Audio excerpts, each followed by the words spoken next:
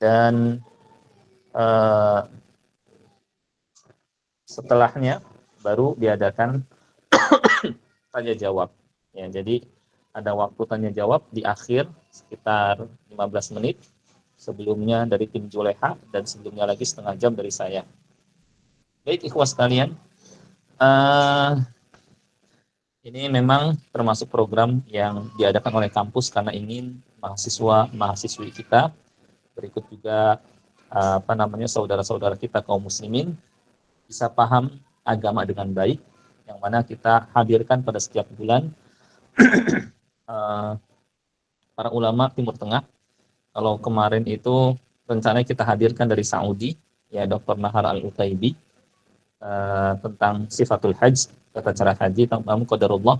Saya sudah hubungi, telepon berkali-kali, dan ternyata beliau tidak sedang pegang HP, lupa, ya, sehingga beliau sehingga tidak jadi kita tidak jadi kegiatan tersebut, gitu ya. Jadi sebagai gantinya adalah pembahasan tentang kurban, berikut juga nanti praktek dan gambarannya.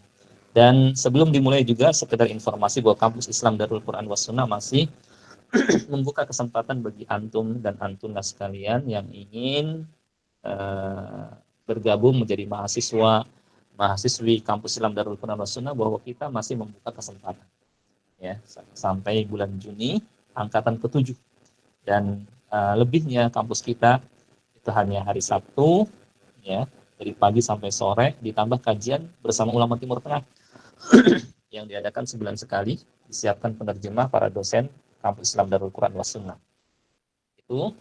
Dan insya Allah kita rutin pembahasannya, ada akidah, ada fikih, ada adab dan akhlak, dan aktual atau tematik. Namun untuk hari ini pembahasan kita sifatnya aktual, berkenaan dengan kurban, karena sebentar lagi, beberapa hari ke depan, 2 hari lagi akan kita masuki Idul Adha.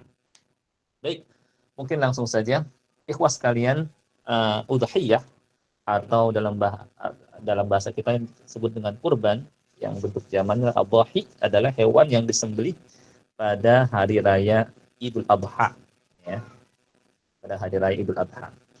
Dan kurban ini hukumnya ada sedikit khilaf di kalangan para ulama. Ada yang berpendapat wajib, ya, dan ada juga yang berpendapat sunnah muakkadah. Yang berpendapat wajib, mereka berdalil dengan ayat firman Allah Subhanahu wa taala, "Inna a'tainakal kautsar fashalli li rabbika wanhar." Sesungguhnya kami telah nikmat yang banyak, yang diantaranya adalah Al-Kautsar, sungai Al-Kautsar yang Allah Subhanahu wa taala berikan kepada Nabi kita Muhammad sallallahu alaihi wasallam, yang warnanya lebih putih daripada susu dan manisnya lebih manis daripada madu. Ya. Sebagai bentuk syukur, Allah Subhanahu wa taala berfirman, "Fashalli", maka dirikanlah salat, li rabbika, karena Rabbmu, baik salat fardu maupun salat sunnah, lillah, karena Allah Subhanahu wa taala, wanhar, dan berkurbanlah, ya, dan berkurbanlah. Ya. Disebutkan kata kurban, ya, setelah salat, memang kurban waktunya seusai salat, maka salat dulu baru kurban. Sebagian mufassir ada yang menafsirkan sholli di sini adalah dengan salat Idul Adha. Salat Idul Adha, karena setelahnya dilanjutkan dengan perintah berkurban, ya. Jadi ayat ini terdapat perintah salat Idul Adha, juga terdapat perintah kurban, ya, juga terdapat perintah kurban, ya. Dan hukum asal perintah ketika tidak ada yang memalingkan menunjukkan wajib, sehingga sebagian ulama berdalil dengan ayat ini akan wajibnya kurban. Demikian pula berdasarkan hadis Nabi sallallahu alaihi wasallam, "Man kana lahu sa'ah wa lam yudahhi fala yaqrabanna musallana." Siapa yang punya kelebihan, kelapangan, tapi dia tidak mau berkurban, maka jangan dekati tempat salat kami. Kelapangan atau kelebihan, yakni setelah kebutuhan sehari-hari terpenuhi, ya, buat makannya, buat biaya sekolah anaknya, buat kebutuhan misalnya rumahnya, listrik dan lain sebagainya, PAM misalnya, ternyata ada lebih, ya, lebihnya 5 juta misalnya, 4 juta, berarti ada lebih. Nah, yang seperti ini sangat ditekankan atau diwajibkan untuk berkurban. Tapi kalau lebihnya cuma 500.000, lebihnya cuma 1 juta, yang nggak cukup untuk beli, maka belum terkena kewajiban bagi mereka yang berpendapat wajib kurban, ya. Nah, ini menurut sebagian ulama. Tapi jumhur, mayoritas para ulama berpendapat bahwa kurban hukumnya sunnah muakkadah. Ya, mereka berdalih dengan hadis Nabi Shallallahu Alaihi Wasallam yang berbunyi, "Idza ra'aitum hilala dzil hijjah wa arada ahadukum ayyudhi falyumsik an sya'rihi wa adfarihi." Apabila salah seorang, idza ra'aitum hilala dzil hijjah, apabila kalian melihat hilal bulan sabit tanggal 1 Dzulhijjah, wa arada ahadukum ayyudhi, dan salah seorang di antara kalian ingin berkurban. Kata-kata ingin menunjukkan pilihan, boleh berkurban, boleh tidak. Sehingga sebagian ulama, ya, berdalil dengan hadis ini bahwa kurban itu hukumnya sunnah muakkadah. Ya, karena ada kata-kata ingin berkurban, maka hendaknya dia tahan dari memotong rambut dan memotong kukunya bagi yang akan berkurban, ya, tidak termasuk istri dan anaknya bagi orang yang akan berkurban. Nah, berdasarkan dalil inilah, yakni jumhur atau mayoritas para ulama berpendapat hukumnya yakni sunnah muakkadah, sunnah yang sangat-sangat ditekankan. Akan tapi untuk kehati-hatian bagi orang yang mampu, ya, hendaknya dia berkurban, ya, ketika dia yakni memiliki kelebihan atau kemampuan, hendaknya dia berkurban daripada dia terkena teguran Rasulullah Shallallahu Alaihi Wasallam, fala yaqrabanna musallana, ya, janganlah dia mendekati tempat sholat kami. Intinya hukumnya ada yang mengatakan wajib dan ada yang mengatakan sunnah muakkadah. Untuk kehati-hatian, hendaknya kita berkurban ketika kita mampu untuk berkurban. Baik, itu pembahasan pertama. Saya percepat karena kita bagi sesinya dengan sesi dari tim Juleha. Pembahasan kedua, hikmah berkurban. Hikmah berkurban sangat banyak, ya. Di antaranya adalah, ya, agar kita mengarahkan ibadah kita kepada Allah Subhanahu wa taala saja. Sebagaimana firman Allah Ta'ala, "Qul inna salati wa nusuki wa mahyaya wa mamati lillahi rabbil alamin. La syarika lahu wa bidzalika umirtu wa ana awwalul muslimin." Katakanlah, sesungguhnya salatku, wa nusuki, nusuk di sini ai dzabihati, sembelihanku, wa mahyaya, hidupku, wa mamati, matiku, lillahi rabbil alamin, adalah untuk Allah Rabbul alamin.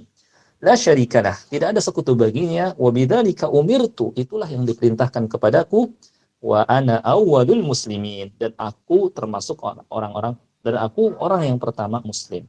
Jadi perintah Allah Subhanahu wa taala untuk menyatakan demikian. Di sana ada kalimat wa nusuki, ada kata wa nusuki, dan sembelihanku. Ya, ini menunjukkan bahwa kurban harus ditujukan kepada Allah Subhanahu wa taala. Termasuk ibadah-ibadah yang lain, ya. Ruku, sujud, berdoa, berkurban, bertawakal, ya, dan berharap, dan ibadah-ibadah lain, ya, ini kita arahkan hanya kepada Allah Subhanahu wa taala. Inilah maksud kurban, agar kita biasa mengarahkan ibadah kepada Allah Subhanahu wa taala. Oleh karenanya Rasulullah SAW bersabda, la'anallah man dabaha li ghairillah. Allah melaknat, ya, orang yang menyembelih untuk selain Allah. Maka kalau orang paham akan hikmah ini, tidak akan terjadi yang namanya membuat tumbal, membuat sesaji, menamainya dengan sedekah langit, sedekah bumi, sedekah laut, ya. Tidak akan terjadi kalau mereka paham hikmah kurban. Hikmah kurban lainnya adalah agar manusia terbiasa menyebut nama Allah ketika menyembelih.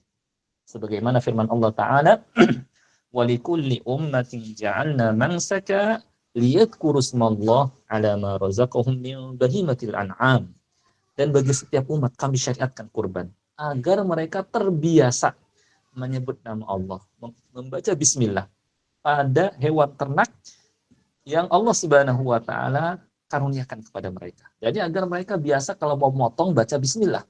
Ini yang wajib. Ya, dianjurkan ditambahkan dengan Allahu Akbar. Ya. Nah, jadi hikmah kurban lainnya adalah di samping agar kita mengarahkan ibadah kita kepada Allah adalah agar kita terbiasa menyebut bismillah ya ketika mau menyembelih. Maka kalau seorang sengaja nggak baca bismillah jadi bangkai haram ya. Atau menyebut nama selain Allah ketika menyembelih haram dimakan. Gitu ya. Baik. Ini hikmah lainnya. Hikmah lainnya adalah agar kita berbagi dengan saudara-saudara kita yang kekurangan. Dengan adanya pembagian daging kurban kepada orang-orang miskin, fuqara wal masakin, sehingga mereka dapat bahagia, ya, bergembira di hari raya, ya, dapat makan enak, ya.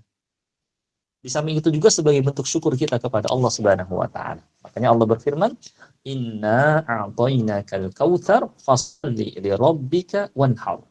Sesungguhnya kami telah memberikan kepadamu al-kautsar, nikmat yang banyak yang diantaranya adalah sungai al-kautsar.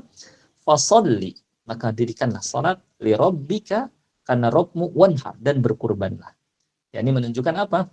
Bahwa kurban termasuk bentuk syukur kita kepada Allah Subhanahu wa taala.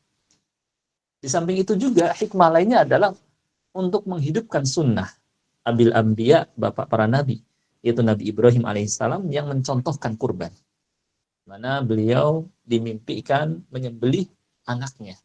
Ya, sebagai ujian terhadap beliau apakah lebih cinta kepada Allah atau kepada anaknya.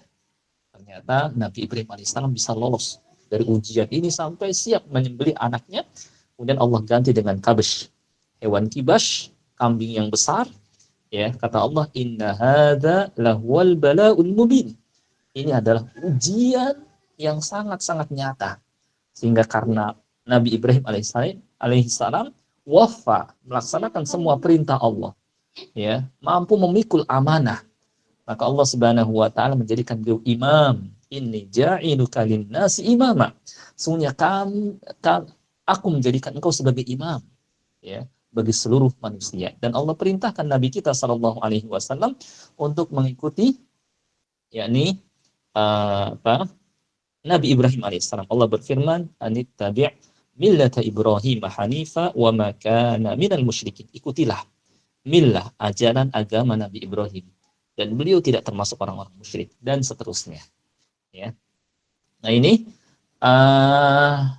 hikmah kurban lainnya. Jadi kalau saya simpulkan, saya mohon maaf percepat karena waktu saya terbatas. Baru setelah ini kita akan hadirkan penyampaian dari tim Juleha. Ya. Kesimpulannya banyak sekali hikmah kurban. Di antaranya yang pertama, agar kita mengarahkan ibadah hanya kepada Allah. Yang kedua, agar kita terbiasa menyebut nama Allah ketika menyembelih. Yang ketiga, sebagai bentuk syukur kita kepada Allah Subhanahu wa taala. Yang keempat, agar kita berbagi dengan saudara kita, ya, terutama kaum fuqara wal masakin, agar mereka bergembira di hari raya. Dan yang kelima, menghidupkan sunnah abil anbiya, bapak para nabi alaihi salam, dan hikmah-hikmah lainnya. Baik, ikhwas sekalian, pembahasan berikutnya adalah tentang syarat sahnya kurban. Ini penting sekali, atau aturan kurban. Agar kurban kita sesuai dengan syariat, ada hal-hal yang perlu diperhatikan. Ya. Yang pertama adalah bahwa hewan yang kita kurbankan berupa hewan ternak, atau disebut dengan bahimatul an'am. Sebagaimana firman Allah, ja'alna mansaka liyadhkuru ismallah ala ma razaqahum min bahimatil an'am. Dan bagi setiap umat kami syariatkan, ya, kurban. Jadi bukan hanya umat Nabi Muhammad SAW. Agar apa? Mereka terbiasa menyebut nama Allah pada hewan ternak. Di sana ada kata-kata min bahimatil an'am. Ya, ini hewan ternak. Menunjukkan apa? Menunjukkan bahwa, ya, hewan yang kita kurbankan berupa hewan ternak. Apa saja hewan ternak itu? Yaitu al-ibil, unta, wal bakor, sapi, wal gonam, dan kambing awid do'an, atau domba. Unta, sapi, kambing, atau domba. Tidak selain ini. Tidak bisa kurban dengan ayam misalnya, tidak bisa kurban dengan bebek misalnya, tidak bisa kurban dengan kelinci misalnya. Ustaz, bukankah itu termasuk hewan ternak? Aslinya hewan ternak di kalangan bangsa Arab tertuju kepada 3 ini. Unta, sapi, dan kambing atau domba. Ya, selainnya tidak termasuk, tidak dianggap sebagai bahimatul an'am. Ya. Kalau yang tadi itu ya hewan yang diternakan. Aslinya unta, sapi, kambing atau domba. Ya. Pertanyaan, lalu bagaimana dengan kerbau? Ya. Apakah bisa dikurbankan? Sebagian ulama menggolongkan kerbau min jinsil bakor, termasuk jenis sapi, sehingga bisa dikurbankan atau bisa berkurban dengan kerbau. Meskipun dari sisi afdoliyah ya sapi daripada kerbau. Yang jelas ya, yang pertama berupa unta, sapi, kambing atau domba. Yang kedua yang harus diperhatikan adalah sudah cukup usianya. Sudah cukup usianya. Kata Nabi Shallallahu Alaihi Wasallam, la tadbahu illa musinnah. Jangan menyembelih kecuali yang musinnah. Apa itu musinnah? Yang sudah cukup usianya. Sudah cukup usianya. Untuk unta dianggap cukup usianya ketika sudah mencapai 5 tahun. Ya, sapi dianggap sudah cukup usianya ketika mencapai 2 tahun. Dan kambing dianggap sudah cukup usianya ketika sudah masuk setahun. Ya. Sedangkan domba juga setahun dan boleh mendekati setahun.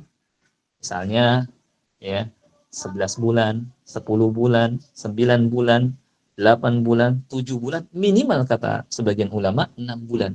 Disebut dengan jada'ah. Kata Nabi SAW, fa'in lam tajidu ya, fatbahu jada'atan minad dha'n.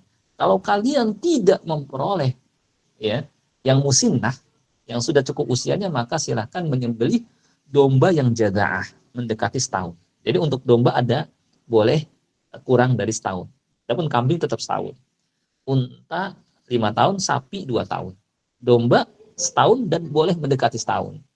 Ya, 11 bulan, 10 bulan, 9 bulan, 8 bulan, 7 bulan, minimal 6 bulan. Jadi ini syarat yang kedua. Sudah masuk usianya. Kalau yang pertama adalah dari jenis hewan ternak. Syarat yang ketiga yang perlu diperhatikan adalah selamat dari cacat yang membuat jatuh nilainya. Ya, selamat dari cacat yang membuat jatuh nilainya. Apa saja cacat yang membuat jatuh nilainya? Kata Nabi Shallallahu Alaihi Wasallam, arba'un la tajuzu fil adhafi. Ada 4 yang tidak boleh dikurbankan. Pertama, al-aura al-bayin awaruha, yang buta sebelah matanya, yang jelas butanya. Ya, boleh kalau apa namanya? Kalau butanya istilahnya jelas sebelah matanya, ini tidak boleh dikurbankan. Apalagi kalau dua-duanya buta, lebih nggak boleh lagi. Ini cacat yang pertama yang membuat jatuh nilainya sehingga tidak bisa dikurbankan. Yang kedua adalah al-maridah al-bayin maroduha, yang sakit, yang jelas sakitnya. Ya, kalau belum jelas masih boleh. Cuma kalau jelas sakitnya, tandanya seperti apa? Nggak mau makan. Tandanya seperti apa? Nggak mau gerak, diam di tempat, kelihatan sakitnya. Ini nggak bisa dikurbankan. Yang ketiga adalah al-arja al-bayin dhul'uha, yang pincang, yang jelas pincangnya. Ya, kelihatan pincangnya ketika jalan. Dan yang keempat, al-ajfa allati la tunki, yang kurus sampai tidak bersumsum. Kurus krempeng, nggak ada gizinya. Nah, ini tidak bisa dikurbankan. Ini semua isyarat agar kita berkurban dengan yang berharga. Jangan yang jatuh nilainya. Yang orang memandangnya memandang setengah hati karena dianggap remeh. Ya, kita ingin berkurban dengan yang bernilai. Maka harus selamat dari 4 cacat ini. Yang buta sebelah matanya, yang jelas butanya, apalagi dua-duanya. Yang sakit yang jelas sakitnya. Yang pincang yang jelas pincangnya. Yang kurus sampai tidak bersumsum. Ya, mafhumnya kalau ya sakitnya selain ini, kalau cacatnya selain ini, maka masih boleh. Misalnya ya telinganya terbelah, tanduknya patah, masih boleh. Tapi lebih utama selamat dari cacat-cacat ini. Wadih, jelas ya? Baik, ini syarat yang ketiga. Selamat dari cacat yang membuat jatuh nilainya. Yang keempat, adalah jumlahnya sesuai. Yang keempat adalah disembelih pada waktunya. Kapan waktunya? Waktu berkurban adalah seusai sholat Id, ya, dan berlangsung sampai akhir hari tasyrik. Tidak boleh, ya, sebelum sholat Id, juga tidak boleh melewati hari tasyrik, ya, karena itulah waktu berkurban. Kata Nabi Shallallahu Alaihi Wasallam, man dabaha qabla ayyusalli falyatbah ukhra makanaha. Siapa yang menyembelih duluan sebelum sholat, maka hendaknya dia mengganti. Menunjukkan tidak sah, hanya sedekah biasa kalau menyembelih sebelum sholat Id, ya, maka harus yakni setelah sholat Id dan berlangsung sampai akhir hari tasyrik tanggal 13 Dzulhijjah. Kata Nabi Shallallahu Alaihi Wasallam, kullu ayyamit tasyrik dzabh. Setiap hari-hari tasyrik adalah hari menyembelih, ya. Berarti bisa, kalau nggak sempat tanggal 10, bisa tanggal 11, nggak sempat tanggal 11, bisa tanggal 12, nggak sempat tanggal 12, bisa tanggal 13. Lebih, jangan lewat dari tanggal 13, tidak sah. Ini syarat yang keempat. Saya ulang, pertama jenisnya harus berupa unta, sapi, kambing, atau domba. Yang kedua, ya,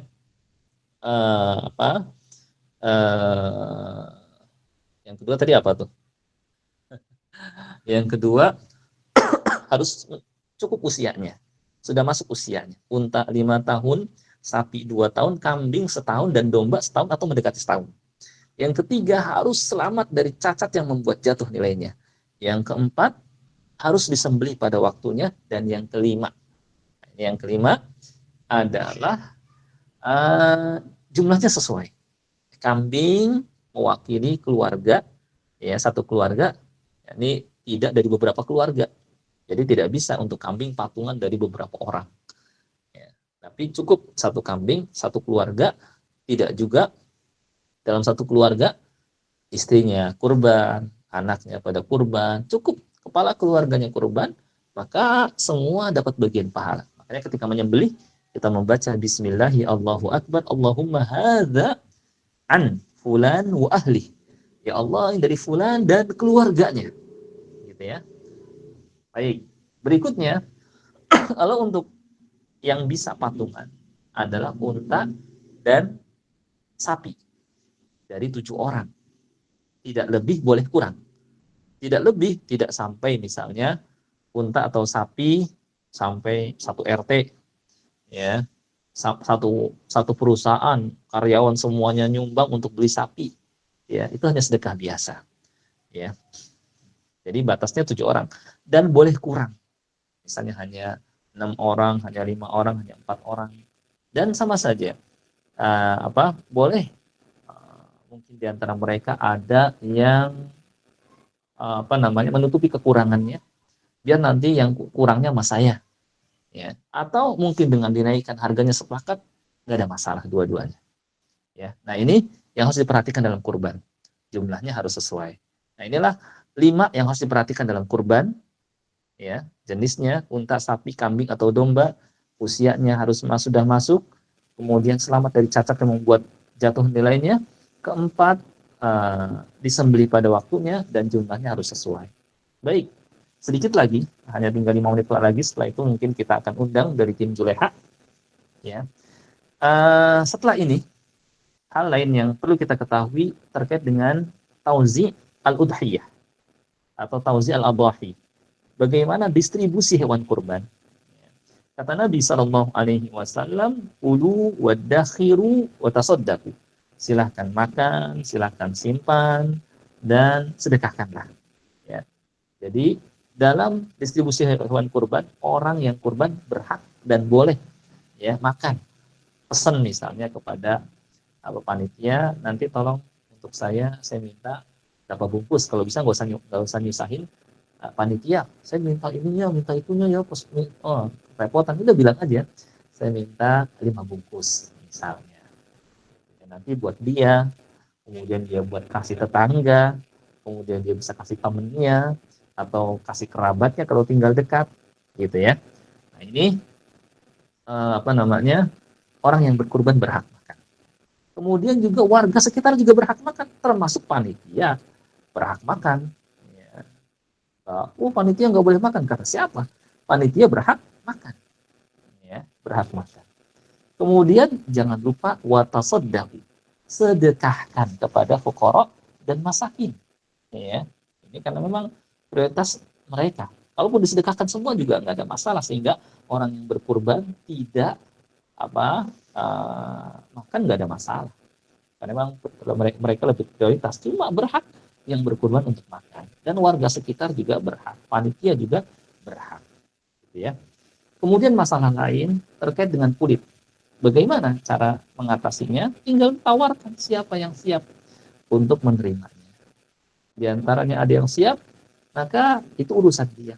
Dia mau jual silahkan, dia mau miliki buat dia juga silahkan, dia mau hibahkan juga silahkan, karena sudah menjadi miliknya. Itu untuk mengatasi kulit. Kemudian terkait dengan jazar atau tukang jagal, ya, apakah boleh kita membayar dari daging kurban? Al-jawab, tidak boleh.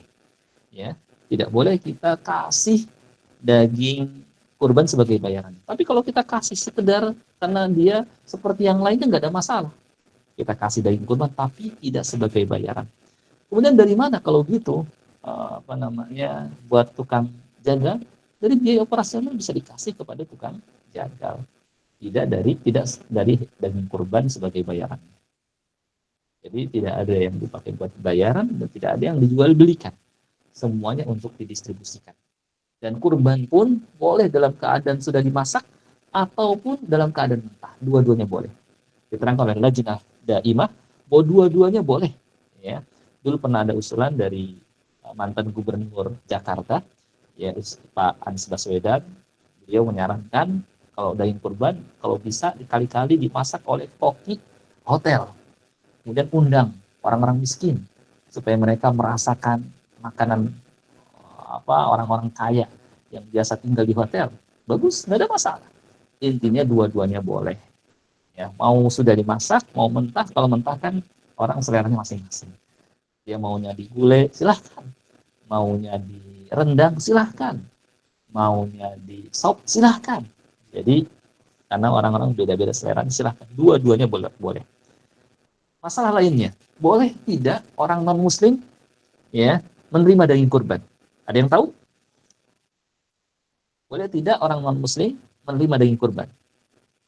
Boleh. Ada yang tahu? Gimana? Boleh, Ustadz. Berikut alasan. Boleh. Alasannya sekalian.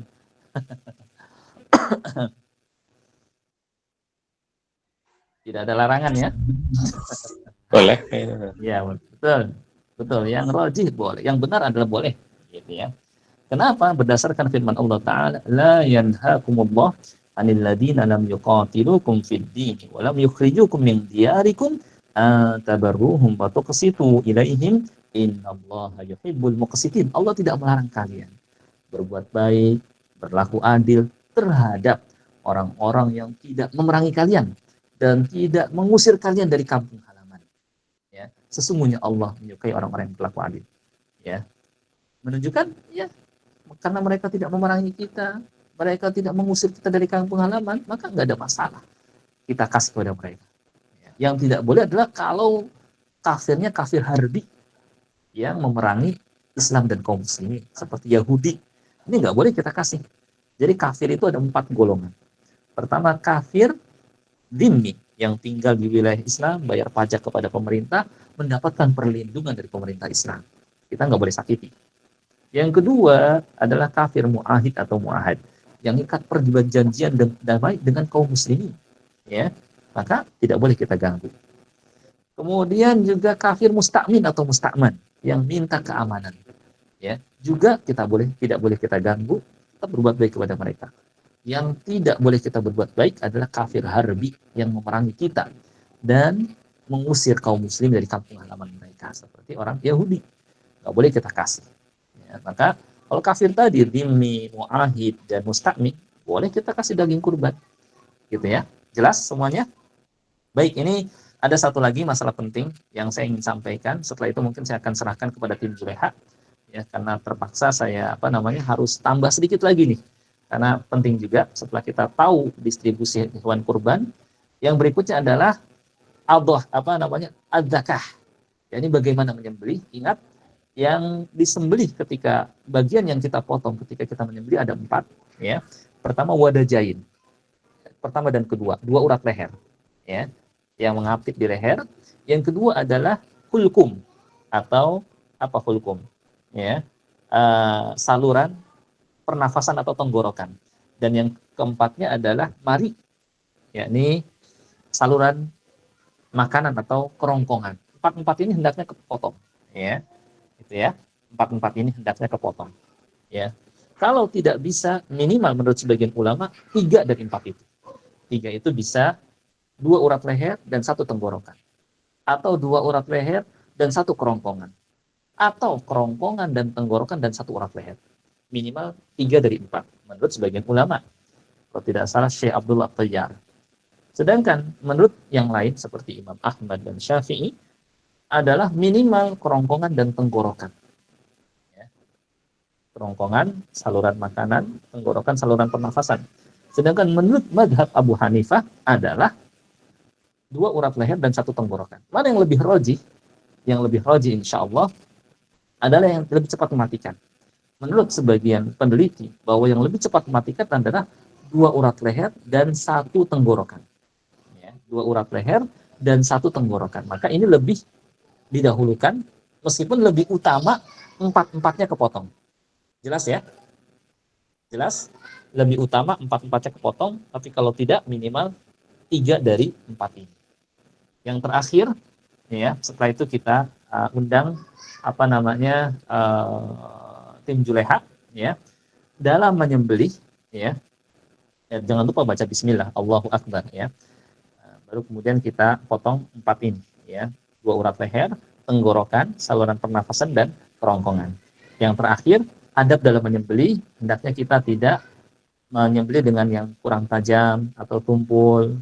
Kata Nabi SAW, fa'idha dabahtum fa'ahsinu dhibha wal yuhid ahadukum syafratah wal yurid dhabihatah. Apabila kalian menyembelih, maka sembelihlah dengan cara yang baik, tajamkan pisau dan buat segar, nyaman hewan sembelihan kalian.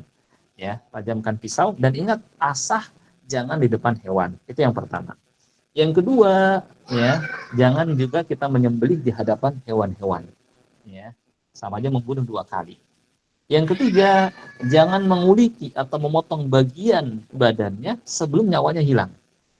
Yang keempat, jangan narik-narik ke tempat penyembelihan sambil diseret-seret, dipaksa-paksa. Ya, pelan-pelan. Nah, inilah hal yang perlu diperhatikan dalam menyembelih. Saya kira insya Allah pembahasan kurban dan menyembelih mudah-mudahan jelas ya. Sekarang kita langsung ke sesi berikutnya. Kita sapa dulu dari tim Juleha, ya. Assalamualaikum warahmatullahi wabarakatuh. Waalaikumsalam warahmatullahi wabarakatuh. Ya, Ustaz Abu Nu'man. Gimana kabarnya? Alhamdulillah khair Ustaz. Alhamdulillah khair ya. Alhamdulillah. Ini afwan ini, malam-malam bisa ngundang antum. Soalnya waktunya kita nyarinya agak susah ini. Siang orang pada kerja, bisanya malam-malam. Ya. Ini karena kita juga cuma dibatas sampai jam 9:30 supaya nggak terlalu malam. Besok juga orang banyak pada puasa. Jadi saya buru-buru tadi itu ya dari materi. Kemudian saya langsung menyerahkan kepada antum untuk menyampaikan. Baik, untuk mempersingkat waktu, mungkin saya langsung serahkan kepada tim Juleha untuk memberikan gambaran teknis penyembelihan dan lain-lain. Atas waktu dan kesempatan, ya kita ucapkan syukran jazakumullah khairan, falyatafaddal mashkura. Silakan. Ustaz. Ustaz bisa di share screen Ustaz? Oh, screen layar ya? Iya, screen layar Ustaz. Harus di sebentar. Ini saya coba harus dijadikan admin biasanya. Di sini ada yang adminnya Ustadz Rifki Ansori. Ya, udah menjadikan admin. Gimana? Udah menjadikan admin. Ya udah. Alhamdulillah. Baik, sudah silahkan. Alhamdulillah. Ya.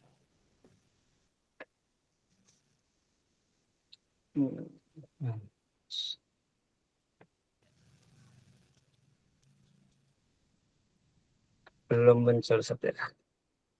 Oh, belum muncul. Ustadz Rifki bisa ditampilkan? Insya Allah sudah Ustaz. Oh, sudah proses mungkin ya. Ya, Ivan ya. Mungkin proses. Nah, kelihatan sudah, alhamdulillah. Assalamualaikum warahmatullahi wabarakatuh. Waalaikumsalam warahmatullahi Waalaikumsalam warahmatullahi wabarakatuh. Innal hamdalillah nahmaduhu wa nasta'inuhu wa nastaghfiruh wa na'udzu billahi min syururi anfusina wa min sayyiati a'malina may yahdihillahu fala mudilla lahu wa may yudlil fala hadiya lahu. Asyhadu an la ilaha illallah, asyhadu anna Muhammadan abduhu wa rasuluh, la nabiyya ba'dah, amma ba'd.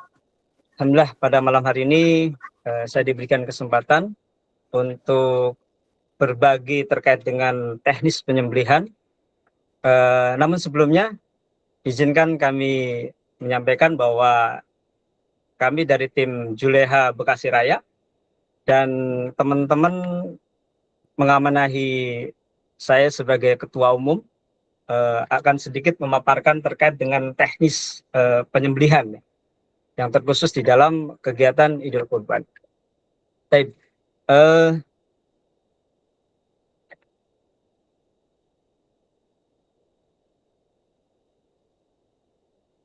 seorang juleha adalah mampu untuk memastikan sembelihan hewan kurban halal dan syar'i. Tadi Ustaz Marwan sudah menyampaikan terkait dengan hal-hal terkait dengan bagaimana secara fikih untuk proses penyembelihan yang syar'i, yang nantinya kita akan bahas secara teknisnya. Kemudian yang kedua, bersikap lemah lembut terhadap hewan kurban yang akan kita sembelih. Karena betapapun terhadap hewan, maka kita juga tetap akan berlaku lemah lembut. Sehingga pada saat proses perobohan hewan, kemudian proses penyembelihannya, dengan bersikap ihsan tersebut adalah salah satunya dengan kita menajamkan golok atau pisau yang akan kita gunakan. Kemudian yang ketiga, seorang juleha itu harus mampu memitigasi resiko bahaya yang mungkin terjadi. Kenapa? Karena banyak terjadi ketika proses perobohan sapi, banyak terjadi resiko-resiko, apakah itu tertanduk, kemudian ketendang sapi, kemudian sapinya ada yang kabur, dan lain sebagainya. Dan hal ini seorang juleha harus mampu memitigasi potensi bahaya, potensi resiko yang mungkin terjadi pada saat kita melaksanakan kegiatan pemotongan hewan kurban. Kemudian yang keempat adalah sebagai seorang leadership. Kenapa demikian? Karena seorang juleha adalah seorang koordinator yang mana ketika hewan sapi mau disembelih ataupun kambing mau disembelih, semuanya dalam kondisi keadaan aman. Terutama sapi yang memang resikonya sangat tinggi. Maka manakala seorang juleha ini akan mengiris ataupun menyembelih hewan kurban, maka harus dipastikan semuanya aman. Baik itu kakinya terikat, kemudian kepalanya juga terikat, dan juga mampu mengkoordinasikan semua tim agar kondisinya aman. Nah, ini beberapa 4 hal yang memang menjadi inti bagi seorang juleha. Selanjutnya kita akan bahas langsung lompat karena memang waktunya pembahasannya sedikit. Kita akan bahas langsung terkait dengan teknis penyembelihan. Ya, namun sebelum itu ada beberapa hal yang perlu disiapkan, terutama di kami sebagai tim juru sembelih halal adalah perlengkapan APD.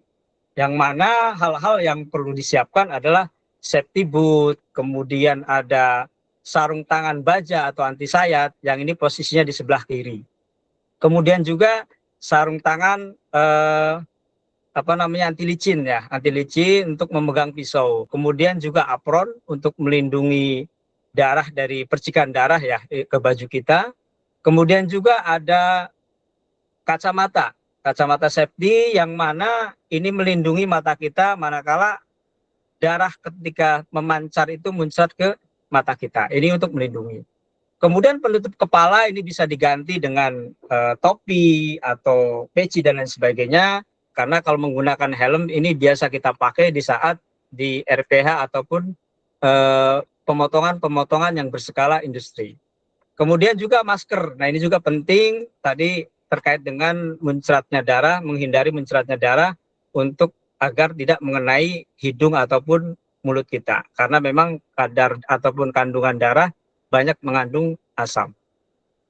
Baik, itu dari sisi persiapan APD yang perlu kita persiapkan, mengingat memang resiko-risikonya adalah resiko tinggi manakala untuk menyembelih hewan kurban terutama sapi. Kemudian alat yang selanjutnya adalah perlengkapan untuk merobohkan sapi. Nah, ini yang perlu disiapkan adalah tambang ataupun tali karmantel yang biasa dipakai untuk memanjat gunung atau tebing ya. Kemudian juga ada safety boot yang memang ini untuk melindungi kaki kita. Baik, selanjutnya tadi sudah safety juga sudah, kemudian persiapan alat sembelihnya. Kenapa alat sembelih ini harus tajam? Karena penyembelihan memungkinkan bisa sekali sayatan. Ini sangat dianjurkan sekali sayatan.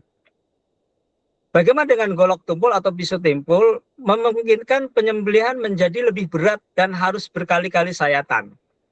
Sehingga ini akan menyakiti hewan kurban yang akan kita sembelih. Kemudian yang kedua, hewan filah, penampang luka penyembelihan akan halus. Sehingga proses penyembelihannya cepat dalam waktu yang singkat. Namun, jika pisau atau goloknya tumpul, maka penampang pemotongan akan kasar dan menyakitkan bagi hewan.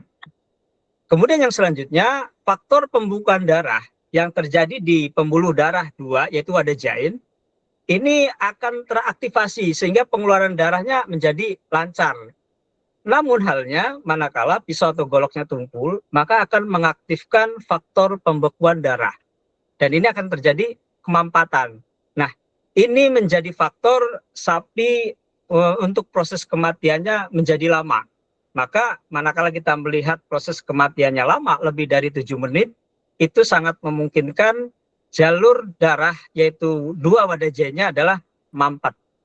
Kemudian yang keempat, tidak menimbulkan rasa sakit, karena sayatannya tajam. Namun, pisau ataupun golok tumpul itu akan menyiksa hewan karena menimbulkan rasa sakit. Itu terkait dengan alat sembelih, kenapa harus ditajamkan terlebih dahulu. Baik. Kemudian bagaimana sih untuk menguji bahwasanya alat sembelih itu tajam? Maka cukup dengan kita mengiriskan ataupun kita memotong kertas, selembar kertas yang ukuran A4 dengan berat 75 gram. Ketika sayatannya itu lancar, kemudian halus, maka insya Allah itu sudah minimum ketajaman memenuhi standar kompetensi. Itu secara ketajaman. Kemudian yang selanjutnya adalah terkait dengan ukuran pisau. Ukuran pisau ataupun ukuran golok secara standarisasi kompetensi yang ditetapkan oleh pemerintah adalah ukurannya 1,5 kali lebar hewan. Nah, jadi kalau misalkan lebar hewannya itu adalah 20 cm, maka panjang bilah golok ataupun pisaunya adalah 30 cm. Karena 1,5 kali lebar leher hewan. Lalu bagaimana dengan misalkan pisaunya pendek, kurang dari 30 cm? Jika memang seorang juleha atau penyembelihnya itu mampu untuk melaksanakan dengan ukuran pendek, maka diperbolehkan. Dengan catatan bahwasanya seorang penyembelih tersebut sudah berpengalaman. Karena di RPH pun kebanyakan menggunakannya adalah menggunakan ukuran sekitar 18 sampai 22 cm. Itu untuk terkait dengan ukuran pisau. Kemudian jenis-jenis pisau dan juga jenis-jenis alat untuk menyembelih. Nah, ini ada beberapa macam yang biasa digunakan. Ada model pisau bullnose yang memang ini melengkung ya, melengkung ke atas seperti kepala bullnose ya, jenis-jenis sapi ataupun jenis banteng. Kemudian yang kedua adalah bentuknya cimeter, melengkung ke atas. Ini melengkung ke atas, pisau cimeter. Kemudian yang ketiga adalah jenis pisau strike. Jadi punggungnya lurus, kemudian yang tajamnya adalah melengkung ke atas. Kemudian yang keempat adalah golok. Ini juga termasuk alat tradisional kita yang banyak ada di Indonesia. Itu alat-alat utama untuk terkait dengan proses penyembelihan. Yang lainnya adalah untuk alat bantunya, sharpening, kemudian sekabat untuk tempat pisau atau golok, kemudian ember untuk membersihkan terkait dengan darah yang menempel, dan juga stropping untuk menghilangkan lemak yang menempel pada ujung bilah pisau. Selanjutnya kita akan masuk terkait dengan penyembelihan. Namun hal yang perlu kita waspadai sebelum kita masuk di teknis penyembelihan adalah bagaimana langkah-langkah pada saat memindahkan hewan.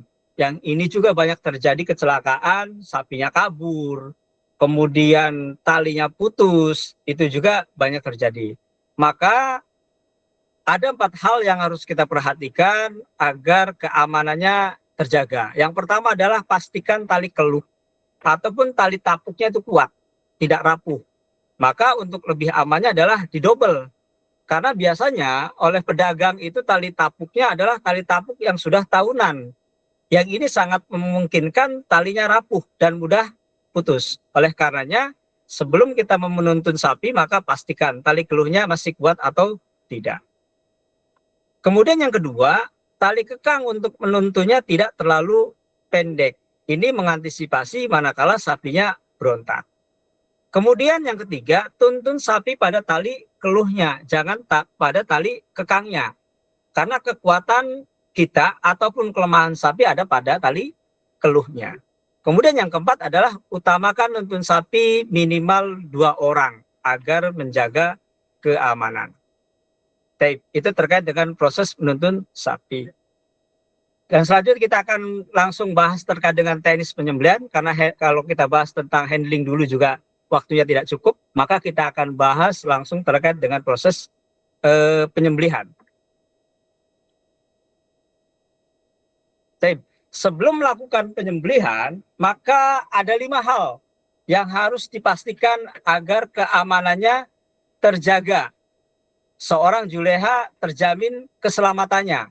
Yang pertama adalah pastikan 4 kaki sudah terikat dengan kuat, jangan sampai kendor, sehingga pada saat leher tersayat ini biasanya akan berontak, baik itu kaki maupun kepala. Sehingga pastikan juga kepala hewan ada 1 orang yang memegangnya di posisi rahang mulut sapi, yaitu untuk mengamankan pada saat sapi berontak pada saat proses penyembelihan.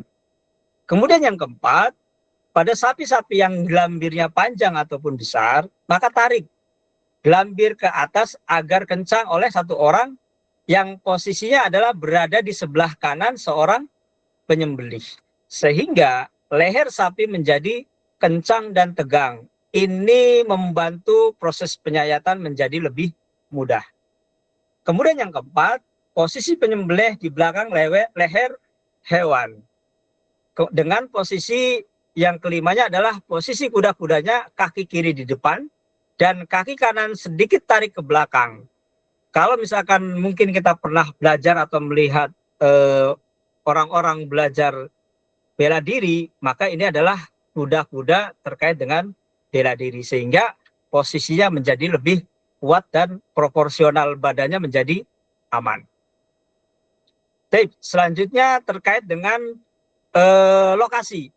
Di mana sih lokasi penyayatan? Seperti yang disampaikan Ustadz tadi, bahwasanya untuk mendapatkan letak penyayatan yang tepat di leher hewan. Nah, secara teknis, secara teoritis, bahwasanya pisau diposisikan di belakang sudut dagu. Jadi ada rumusnya adalah 5-3-1. Untuk sapi ini posisinya adalah 5 jari dari rahang leher. Kemudian untuk kambing ini 3 jari. Kemudian untuk unggas, baik itu ayam, kemudian bebek, dan lain sebagainya, itu 1 jempol. Sehingga dengan 3 ukuran ini, maka posisinya adalah berada pada tulang leher C1 dan C3. Di mana tulang C1 dan C3? Yaitu setelah jakun. Jadi setelah posisinya jakun. Kemudian yang kedua, gunakan teknik penyembelihan sesuai dengan kondisi hewan yang akan disembelih. Baik itu dengan teknik mendorong, yaitu posisi lehernya tengadah, atau menggunakan dengan teknik tarik dengan kondisi leher mendongak miring. Dan upayakan sayatan sembelih tidak lebih dari 3 kali sayatan. Kenapa tidak boleh lebih dari 3 kali sayatan? Karena jika lebih dari 3 kali sayatan, maka hewan akan merasa kesakitan. Sehingga pembuluh darah tadi yang mampet itu potensinya sangat besar terjadi kemampatan pada pembuluh darah. Selanjutnya, nah ini posisinya. Bisa kita lihat bahwa posisinya adalah untuk sapi 5 jari. Nah, ini gambarannya adalah ketika irisannya tepat, maka akan mengenai kurang lebih 4 saluran, yaitu hulqum, mar'i, dan juga 2 wadajain. Selanjutnya adalah ini terkait dengan beberapa teknik sembelihnya, yaitu gaya tarik, ini posisinya seperti ini, kemudian gaya dorong, dan juga gaya sayatan dari depan. Kemudian selanjutnya terkait dengan yang perlu diperhatikan oleh seorang juru sembelih. Seorang juru sembelih setelah melakukan penyayatan sembelih tidak boleh langsung meninggalkan lokasi penyembelihan. Karena ini banyak terjadi ketika sudah seorang juru sembelih itu menyayat ataupun menyembelih, langsung pergi. Tidak memastikan dulu, yang pertama adalah saluran nafas sudah terpotong atau belum. Yang kedua, saluran pencernaan atau makan sudah terpotong atau belum. Kemudian pembuluh darah sisi kanan dan kiri, yaitu wadajain juga, sudah terpotong atau belum, atau mampet atau tidaknya. Sehingga ketika ini sudah dipastikan, maka proses penyembelihannya menjadi lancar. Dan insya Allah kalau misalkan proses penyembelihannya ini dipastikan lancar, sapi mati tidak lebih dari 7 menit. Ini berdasarkan pengalaman kami di lapangan. Nah, setelah dipastikan keempat saluran terputus secara sempurna, maka tali simpul yang mengikat di badan sapi perlahan dikendorkan agar pemompaan darahnya menjadi lebih sempurna. Selanjutnya adalah terkait dengan proses menetapkan status kematian. Nah, karena banyak terjadi di lapangan, terutama jagal-jagal yang memang kemarin kita juga kolaborasi dengan Ustadz Abul Aswad, bahwa para jagal-jagal yang memang belum pernah taklim, belum pernah ngaji, maka banyak hal-hal dilakukan ini menyalahi syar'i. Contohnya adalah tadi yang dikatakan oleh Ustadz, bahwasanya sapi belum mati sudah dipotong lehernya, sudah dilepaskan kepalanya dari badannya, atau sudah dikuliti, atau juga sudah dipotong kakinya dan lain sebagainya. Bahkan ada yang lebih ironis lagi adalah menusuk kaki, menusuk badan, bahkan yang terjadi beberapa tempat adalah melakukan thorax sticking. Nanti kita akan lihat posisinya di mana thorax sticking. Maka kita harus pastikan bahwa yang pertama terkait dengan status kematian hewan adalah yang pertama, mata pada refleks kornea. Refleks kornea mata kita akan pastikan bahwa akan merespon mengedipkan kelopak mata jika terdapat rangsangan dari luar. Tidak perlu kita tusuk, kita cukup tempelkan saja di mata sapi ataupun kambing, maka ketika sapi atau kambing itu masih hidup, maka matanya akan berkedip. Kemudian yang kedua, refleks kornea dapat diperiksa dengan mendekatkan jari ke mata. Ini juga ketika memang masih proses hayatul mustaqirohnya masih ada. Dia akan langsung merespon. Kemudian yang ketiga, refleks kornea hilang pada hewan di stunning. Nah, ini terjadi seringnya adalah di RPH. Ataupun hewan dibius dan dipingsankan. Kemudian yang kedua, untuk memastikan hewan itu kematiannya adalah sempurna, organ pernapasan, yaitu hembusan udara atau nafas pada hidung. Maka kita tempelkan tangan kita di hidung hewan tersebut, masih ada hembusan atau tidak. Kemudian yang kedua, gerakan rongga dada dan perut. Ini masih ada gerakan atau tidak, manakala kita tekan. Yang ketiga, ekor tidak lagi bergerak. Dan yang keempat, ini tidak juga semuanya terjadi, bahwa terkadang mengeluarkan urin atau feses. Walaupun yang keempat ini jarang. Ikhwan sekalian, kita lanjutkan terkait dengan pembahasan yang selanjutnya adalah yang perlu dan sangat penting diperhatikan oleh seorang juru sembelih adalah orang yang berhak dan berwenang untuk menetapkan status kematian adalah seorang juleha.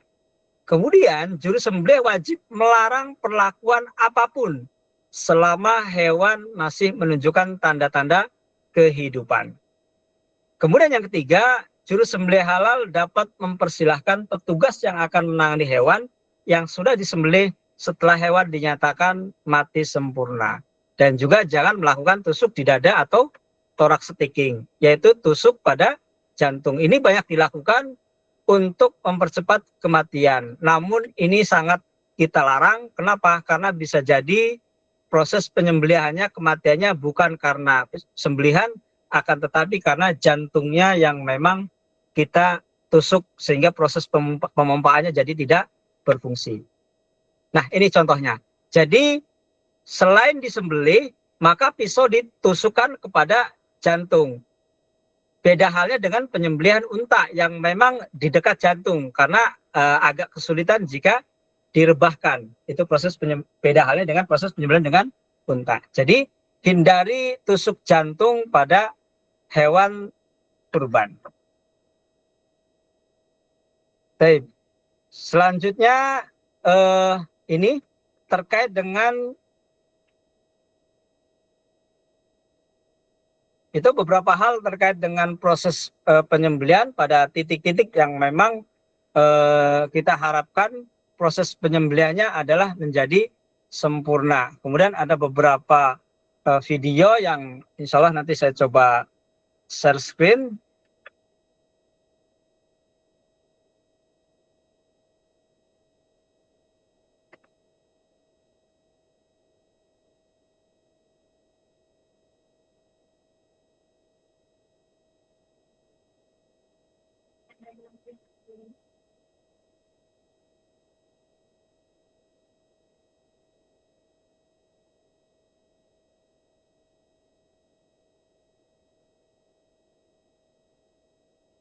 Saya akan coba share terkait dengan animasi proses penyembelihan.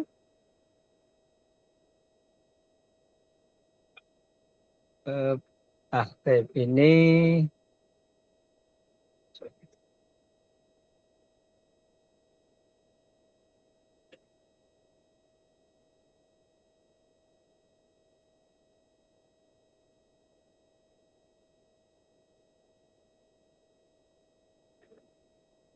terlihat ya, Iwan sekalian? Ya, terlihat. Ini belum bisa ya.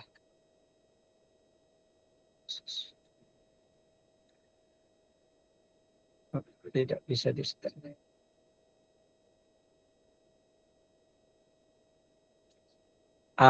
Ini proses penyembelihannya secara animasinya.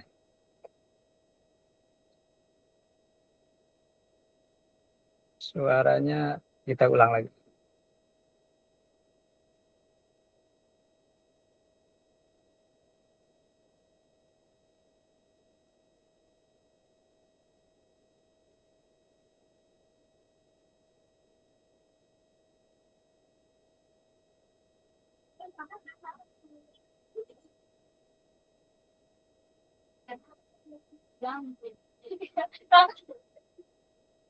Ya, tadi kita lihat.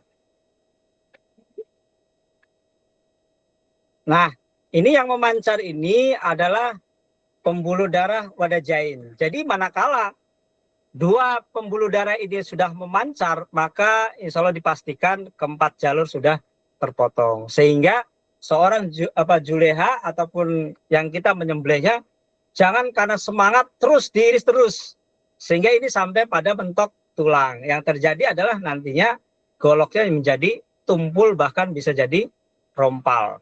Nah, ini terkait dengan animasi proses penyembelihan. Kemudian yang satu lagi kita akan lihat, kita akan saya terkait dengan proses koreksi penyembelihan manakala pembuluh darahnya adalah mampet.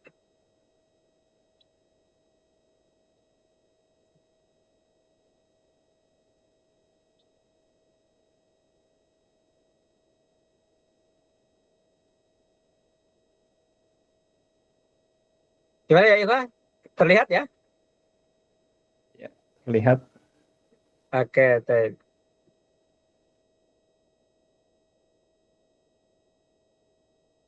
Ya.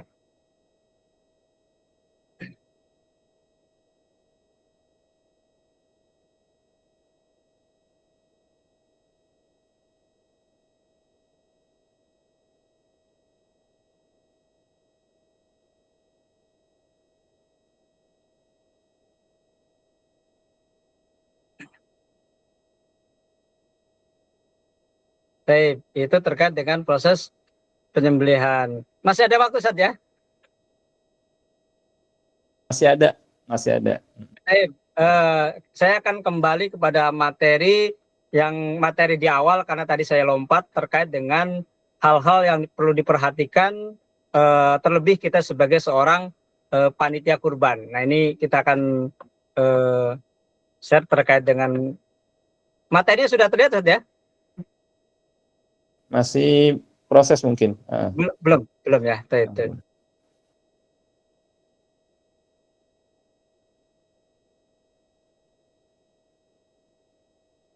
Ya, sudah terlihat.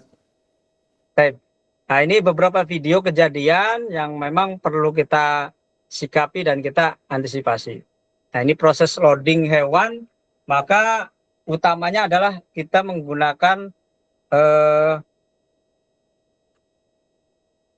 alat penurun hewan.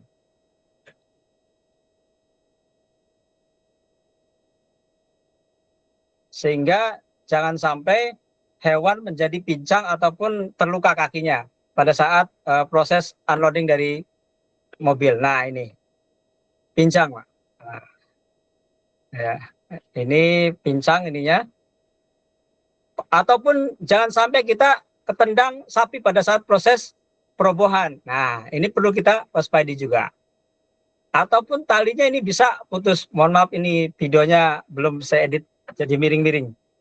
Ini modal semangat Ivan sekalian. Jadi modal semangat, belum mempelajari dulu terkait dengan teknik. Nah, ini sehingga menjadi sapinya kabur. Ini nanti panitia bisa urunan patungan untuk mengganti kalau tidak ketemu nih. Nah, ini juga kenapa tadi melarang mengasah di depan hewan. Nah, ini jagal-jagal yang memang belum taklim.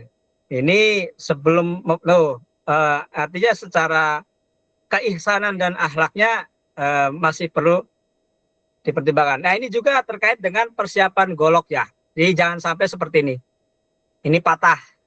Nah, kalau cuma satu maka akan menjadi kewalahan. Nah, ini juga sama nih terkait dengan ketepatan menggunakan teknik ataupun alat sembelih yang digunakan. Nah, ini hewan akan menjadi kesakitan karena alat sembelihnya tidak tajam dan juga posisinya tidak pas.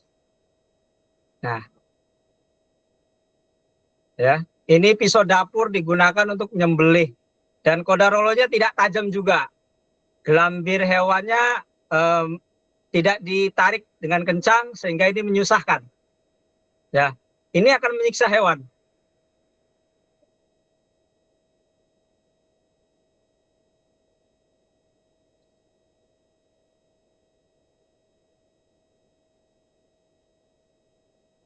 Ya, nah ini juga ketendang. Nah, taib. Kemudian ada satu video lagi sebelum saya akhiri materi terkait dengan teknik sembelih. Nah, ini sebenarnya insya Allah banyak terkait dengan hal-hal kejadian yang memang perlu kita waspadai. Nah, ini kenapa kaki harus kuda-kuda? Nah, jangan sampai kejadian seperti ini, ya.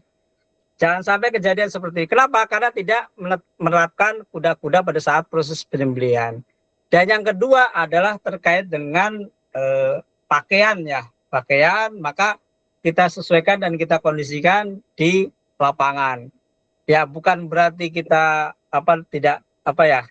istilahnya dengan di lapangan maka kita kondisikan sehingga mengamankan kita terkait dengan hal-hal yang mungkin terjadi yang menyebabkan terjadinya kecelakaan pada saat proses penyembelihan. Dan apalagi ini terkait dengan kita membawa senjata tajam, ya. Karena ada beberapa hal saya tidak bisa tampilkan di sini videonya. Ada seorang panitia penyembelih matanya bolong ketusuk tanduk, dan yang kedua ada juga tangannya memang putus pada saat merobohkan sapi. Ada juga jahitannya di tangan itu sampai 12 jahitan karena tersayat pisau dan golok. Ada juga jempolnya mau terputus karena tadi tidak menggunakan sarung tangan pengaman anti sayat. Tapi itu Ustaz yang bisa saya sampaikan, nanti diperdalam terkait dengan tanya jawab. Baik, Masya Allah, syukran, jazakumullah khairah, Ustadz Abu Nu'man, atas penyampaian terkait dengan teknis penyembelihan hewan, baik sapi maupun kambing, ya. Masya Allah, semakin jelas buat kita. Baik, ikhwas sekalian, masih ada waktu beberapa menit ke depan. Bagi ikhwas sekalian yang ingin bertanya langsung, silahkan langsung menyampaikan. Nanti insya Allah dari tim Juleha atau kalau terkait dengan fikih juga insya Allah bisa saya bantu untuk menjawab. Silahkan, kalau ada yang ingin ditanyakan bisa disampaikan. Bismillah. Assalamualaikum Ustaz. Waalaikumsalam warahmatullahi wabarakatuh. Ya. Afwan Ustaz, Ana Ahmad Fatani Ustaz. Mau izin Ya, bertanya Masya Ustaz. Allah. Mana? Alhamdulillah. Syukran jazakumullah khairan kepada Ustaz Marwan. Beliau juga masuk dosen Ana dulu ya. Sekarang pun masih Masih. saya. Alhamdulillah. Alhamdulillah. Sebelumnya saya pribadi sebenarnya kemarin mungkin yang menyampaikan tadi sempat ngisi di DM3 nggak Ustadz ya? Tim Juleha Raya ngisi daurah marhalah. Ya, kemarin ikut ngisi yang di daurah marhalah 3 nggak ya? Yang di Bekasi di perumahan. Ini qadarullah Juleha di Indonesia itu kan banyak, termasuk di Bekasi itu ada 3, ya betul. Sepertinya mungkin tim Juleha yang lainnya. Taib. Mungkin Ana mau bertanya Ustaz terkait, nah, untuk membawa sapi gitu ya, atau hewan yang akan dipotong itu dari mulai tempat peristirahatan sampai dia ke tempat potong gitu. Nah, itu ahsannya yang membawa itu berapa orang Ustaz? Dan kemudian posisi membawanya itu, membawa sapi tersebut ya, supaya nggak stres itu bagaimana Ustaz? Karena terkadang sebagian dari kita gitu ya, dari mulai membawanya itu kadang bikin sapi stres. Ketika sapi nggak mau jalan, yang disabet lah, kemudian yang ditarik-tarik lah. Nah, itu untuk menghindari hal demikian itu seperti apa Ustaz? Syukran Ustaz. Seperti yang mau saya tanyakan.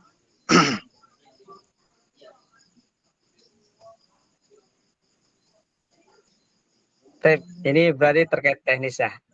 Bagaimana cara membawa sapi ke tempat potong, berapa orang sih idealnya gitu ya. Dan juga bagaimana caranya agar sapi itu tenang pada saat dituntun dari tempat beristirahat ke tempat pemotongan.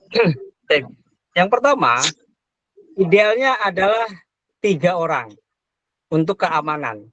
Yang satu memegang di tali keluh, Yang kedua, memegang tali tambatan di sebelah kanan dan sebelah kiri. Jadi dua sisi. Dua sisi. Kemudian bagaimana biar sapi itu ketika dituntun aman, tidak berontak gitu ya. Jika memang ada, itu bisa pakai namanya blincau. Bisa ditutup dulu tuh matanya dari tempat peristirahatan menuju tempat penyembelihan. Harapannya memang secara ilmiah bahwasanya sapi itu kabur. Namun ini membantu untuk menghindari sapi menjadi silau. Karena kadang-kadang panitia ada yang seragamnya itu mencolok warnanya, ataupun yang berkebun warnanya mencolok. Nah, ini juga menghindari itu. Yang kedua, kami sering melakukannya adalah yang menuntun pada pada kepala atau tali keluh, tangan satunya membawa garam krosok, garam kasar. Nah, tempelkan di mulut sapinya, ya, sehingga sapi itu fokusnya adalah menjilati garam krosok yang dibawa oleh sang penuntun, seperti itu.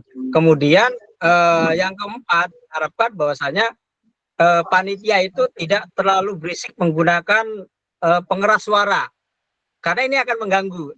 Ketika sapi ini terdengar berisik, maka dia akan berontak dan juga akan berontak seperti itu. Mungkin itu stres juga sebenarnya. Iya betul, sehingga menyebabkan stres karena terlalu berisik. Nah, kemudian Ustaz yang selanjutnya dari teknik perobohan Ustaz. Nah, ini yang kami dapatkan dari daurah-daurah Juleha ya, yang sudah kita ikuti di beberapa daurah gitu. Sekedar saya murojaah Ustaz, tapi saya tanyakan, ahsannya yang kita ambil itu kaki sebelah kanan dulu atau kiri dulu yang sebelah yang belakang gitu ya. Karena yang kami pahami, power sapi itu kan kadang ada di kaki sebelah kiri Ustaz ya. Yang saya pahami gitu. Nah, ahsannya itu yang kita ambil sebelah kanan dulu atau kiri, bagian kaki. Nah, kemudian bagian perut itu keberapa untuk mengikat bagian perut itu sesuai kalau urutannya Ustaz. Karena terkadang ada yang kaki ya sembarang aja diikat, entah itu yang kanan dulu atau kiri dulu, kemudian kaki kanan baru perut. Nah, kadang urutannya ini yang bikin sapi itu juga berontak gitu Ustaz, ketika hendak perobohan Ustaz. Nah, ahsannya itu bagusnya itu yang mana dulu Ustaz? Terkait dengan proses perobohan, kaki mana dulu gitu ya. Nah, sebenarnya sebelum proses pengikatan ini kita itu hewan itu mencium Ustaz, mencium aroma ketika kita misalkan tidak tenang. Aroma kita itu rasa takut, ragu-ragu. Hewan itu mencium. Oleh karenanya pada saat kita proses handling, maka orang-orang yang handling ini jangan orang yang takut. Yang jangan takut seperti itu. Kemudian bagaimana urutannya? Sebenarnya kaki manapun itu sama, karena kekuatan sapi itu untuk proses menendang kuncinya adalah di kaki depan. Manakala kaki depan ini sudah kita lemahkan, maka kaki belakang ini cenderung lemah.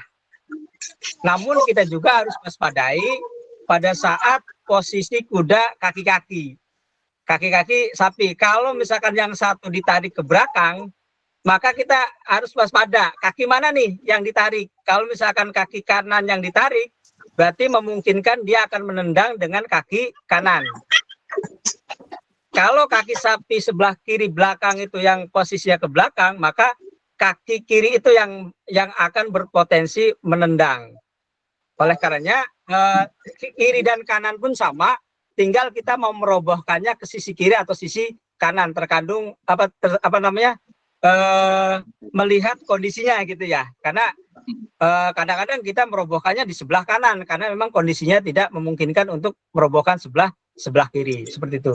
Dan yang ketiga, jangan memposisikan kita di agak jauh dari kaki, tapi kita tempelkan ke kaki sapinya, sehingga sapi tidak mempunyai peluang untuk menggerakkan ataupun menendang kita. Karena kalau misalkan kita tempel, sapi tidak punya kesempatan untuk menendang, seperti itu Ustaz.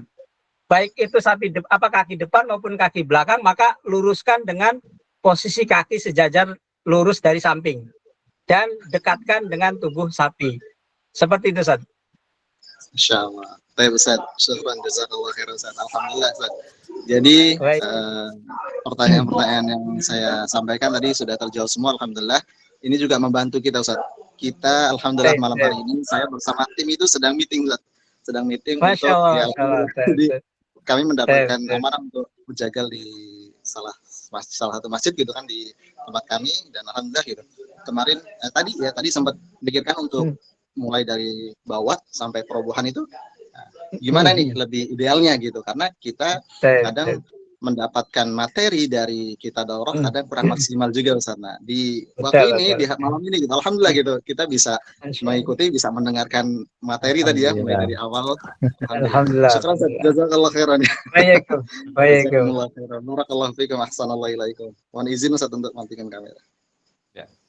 Baik, silakan selanjutnya ikhwan dan akhwat kalau ada yang ingin bertanya, sampaikan. Ya. Silakan, masih ada waktu ke depan. Halo, assalamualaikum. Waalaikumsalam warahmatullahi wabarakatuh. Ya, silakan. Saya Ustaz izin bertanya Ya, silakan. terkait ketika memotong leher sapi dengan metode tarik atau dorong. Kalau misalnya posisi sapi ini kepalanya mengadah ke atas, apakah itu harus didorong? Apakah bisa juga ditarik? Kemudian posisi pisaunya mana dulu yang kita kenakan ke lehernya? Seperti itu. Silakan. Teknik memotong sapi posisi lehernya menengadah gitu ya ke atas. Yang sangat proper adalah ketika posisi lehernya menengadah ke atas, yang paling enak itu dorong Proses sembelihnya adalah dorong. Lalu dari mana dulu? Apakah dari pangkal dulu? Apakah dari ujung pisau atau golok dulu? Nah, ini tergantung kebiasaan. Kalau dari wilayah Jawa Timur itu biasanya dorik ya, namanya dorik. Dorong, tarik. Jadi biasanya adalah dari pangkal, tarik sedikit, baru dorong. Ada juga yang memang lebih mafhum, lebih umum adalah dorong dari ujung pisau atau dari ujung goloknya. Yang perlu diperhatikan adalah bukan tekanan, tapi sayatan. Karena banyak terjadi gagal proses penyembelihan, sehingga sapinya berontak adalah tekanannya terlalu besar, tapi sayatannya kurang. Nah, ini yang perlu diperhatikan, sehingga pada saat pemotongan itu adalah bukan tekanan, akan tetapi penyayatan. Dan penyayatannya adalah kalau misalkan itu lehernya menghadap ke atas, maka tarik gelambirnya sekencang mungkin. Insya Allah dengan satu gerakan itu akan jeblos. Jadi itulah ya. Kalau misalnya posisi kepalanya miring, berarti lebih bagus ditarik ya? Betul, lebih bagus ditarik kalau misalkan posisi lehernya miring. Karena kalau misalkan dipaksakan dorong, banyak terjadi kegagalan proses penyembelihan. Ana ada kejadian tahun lalu, kebetulan ada salah satu sapi yang Ana posisinya Ana tarik, cuman matinya tuh lumayan lama, mungkin lebih dari 7 menit. Seperti itu. Itu prosesnya tarik ya? Tarik. Dipastikan nggak tadi 2 wajah memancar darahnya? Yang kayaknya kemarin tuh kayak yang kanan aja yang kenanya, pas bagian tariknya, sebelah kirinya nggak kena. Kayak seperti itu. Itu salah satu penyebabnya, sehingga proses pengeluaran darahnya jadi terhambat. Yang kedua bisa jadi memang mampet ketika sudah terputus, karena memang satu sapinya stres, proses penyayatannya tidak dengan cepat, goloknya atau pisaunya kurang tajam, ini memungkinkan wadajahnya jadi mampet sehingga kematiannya jadi lebih lama. Jadi seperti itu. Jadi walaupun pisau itu sudah menyentuh nyampe tulang, berarti masih ada kemungkinan juga bahwa ada yang belum kepotong ya, Ustaz, gitu ya? Betul, memungkinkan belum ada yang kepotong atau memang mampet seperti yang di video tadi. Dan yang antum tadi maksud bukan tekanan tapi sayatan, berarti posisi pisau ini bergerak ya, bukan Maksudnya Iya dalam betul. seperti itu ya. Bukan ditekan, bukan, tapi Iya. bergerak menyayat, maju ataupun mundur seperti itu. Baik. Oke, makasih banyak Ustaz. Jazakallah khair. Baik. Baik, silahkan teman-teman sekalian, ada yang ingin bertanya, belum jelas silahkan disampaikan. Masih ada waktu 9 menit ke depan. Silahkan. Ada yang mau ditanyakan, bisa disampaikan. Ada yang belum jelas?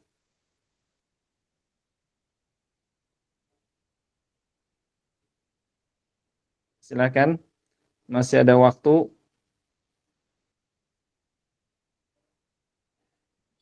Afwan Ustaz, Assalamualaikum.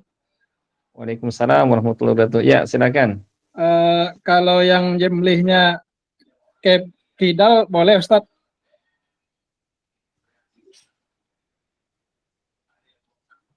Dengan tangan ini ya. Iya, misalkan kuatnya Nah, itu di kidal Ustaz. Syukran Ustaz. Baik. Tim Juleha ingin menyampaikan mungkin atau? Tafadhol Ustaz, ini sepertinya terkait dengan fikih. Fikih ya, baik. Baik, ini kan termasuk hal yang nadir, istilahnya jarang menyembelih dengan tangan kiri ya, sedangkan tangan kiri yang kuat ya. Kita lihat sebentar fatwa ulama ya. Hal yajuzu dzabhu al-udhiyah ya bi al-yadil yusra. Kita lihat karena termasuk jarang masalah ini. Nah, saya lihat di sini dari fatwa Syekh bin Baz ya. Nah, jadi saya langsung tampilkan. Kita lihat sama-sama. Nah, saya tampilkan, bagikan layar. Sebentar, seluruh. Ya. Jadi sekarang kelihatan? Ya. Nah, di sini Syekh Abdul Aziz bin Baz pernah ditanya, ya.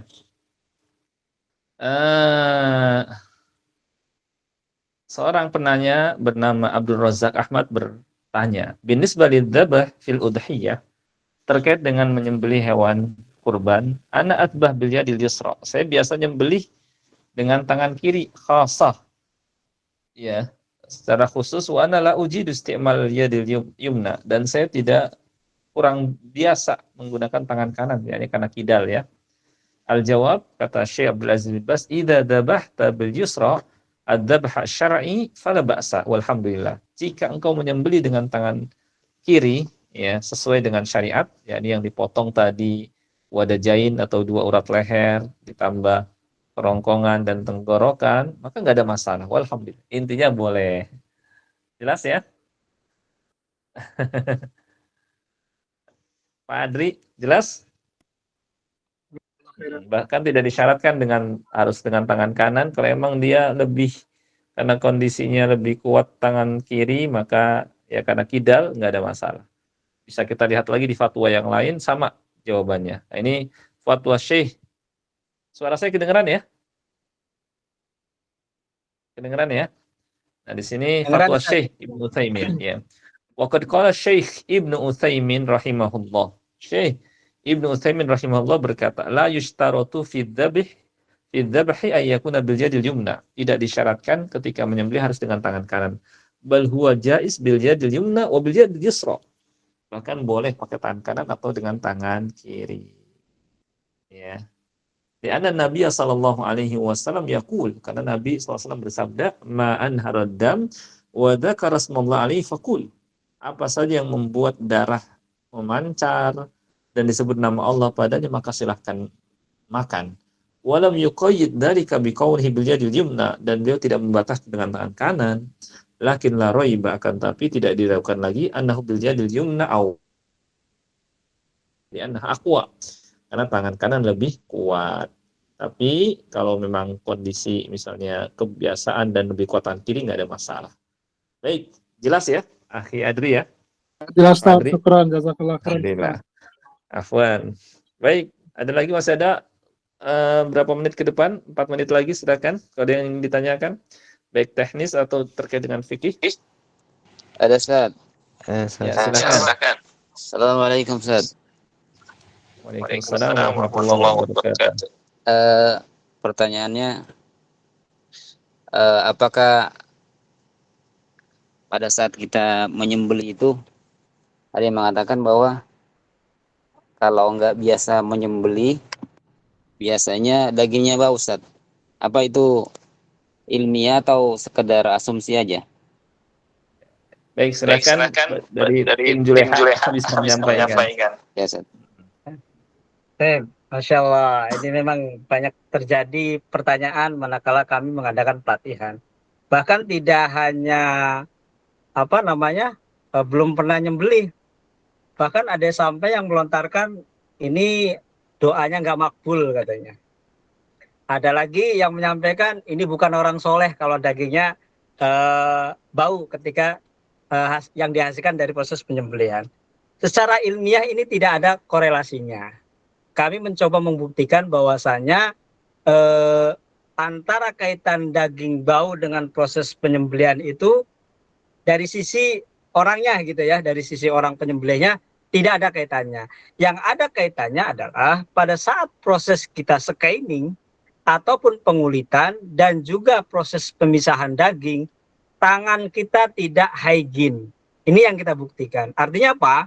Pada saat kita proses penyembelihan, kemudian kita pengulitan, tangan kita sudah mengenai bulu-bulu domba, bulu-bulu kambing atau bulu sapi.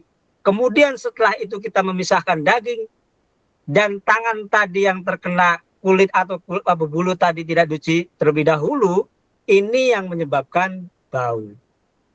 Terlebih adalah kambing pada saat kita memegang bulu di bagian di bagian kepala ya, bagian kepala, kemudian di bagian kaki belakang itu adalah sumber bau karena memang itu tempat penyebaran hormon. Terlebih adalah hewan betina karena ini untuk mengundang menyebarkan hormon untuk mengundang jantan. Nah, sehingga proses hygiene inilah yang perlu diperhatikan.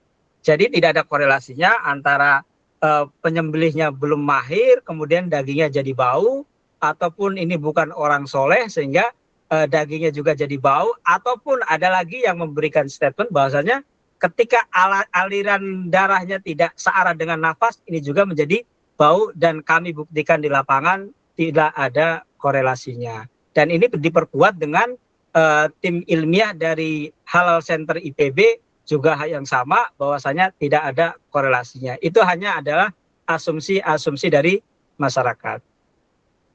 Demikian, Ustaz. Ya, Baik, Masya Allah. Jazakallah khair, Ustaz.